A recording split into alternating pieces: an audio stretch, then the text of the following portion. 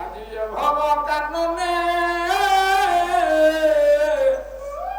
মন সবরা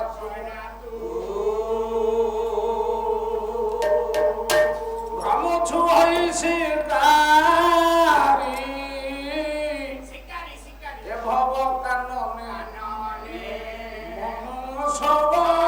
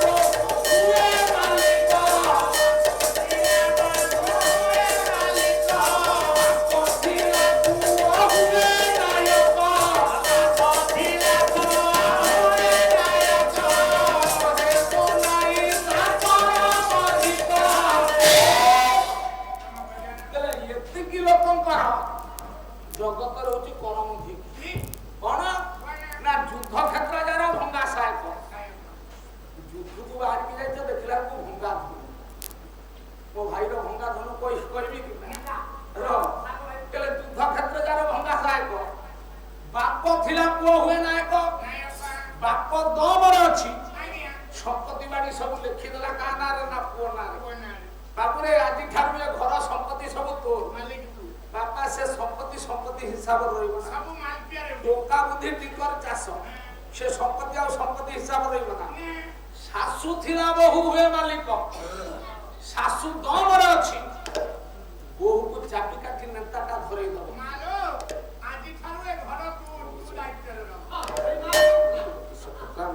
ଭାରି ମାଜା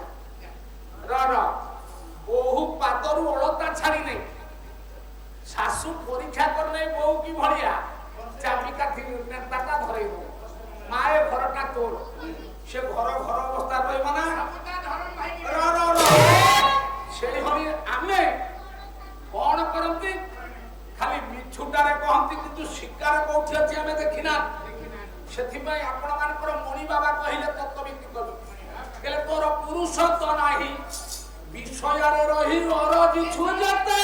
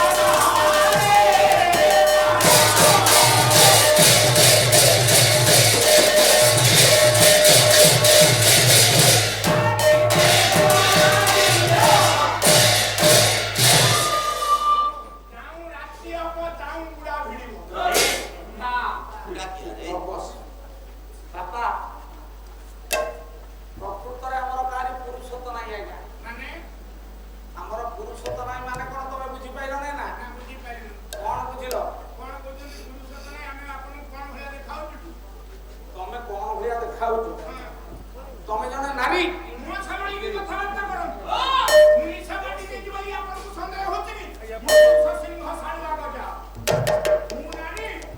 ଆରେ ଟୋକା ତମେ ବୁଝିପାରିଲନି କି ତମେ ନାରୀ। ସେ ଯୋଉ ପାଲାବାଲା ସେ ସବୁ ନାରୀ। ଯାଉଛୁ କୁଆଡେ ତାଙ୍କ ବସାକୁ ତୁ କାହିଁକି ଯାଉଛୁ?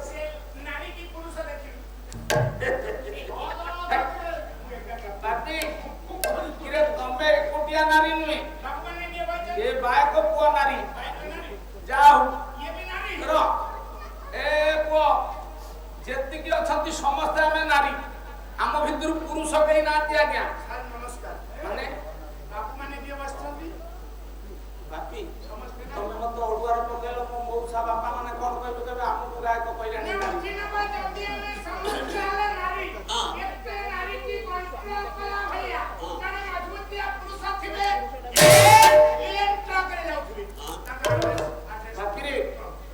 ଆପଣ ମାନଙ୍କର ସଂସ୍କୃତି କହିଲା ଜଗତ ନାରୀ ରୂପେ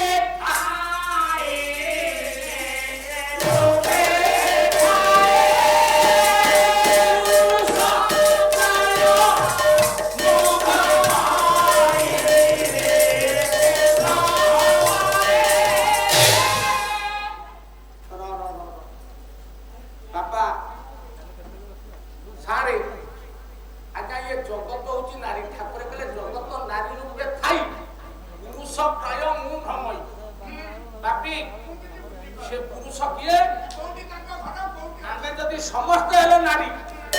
ଏତେ ନାରୀ କି ସମ୍ଭାଳିବା ପାଇଁ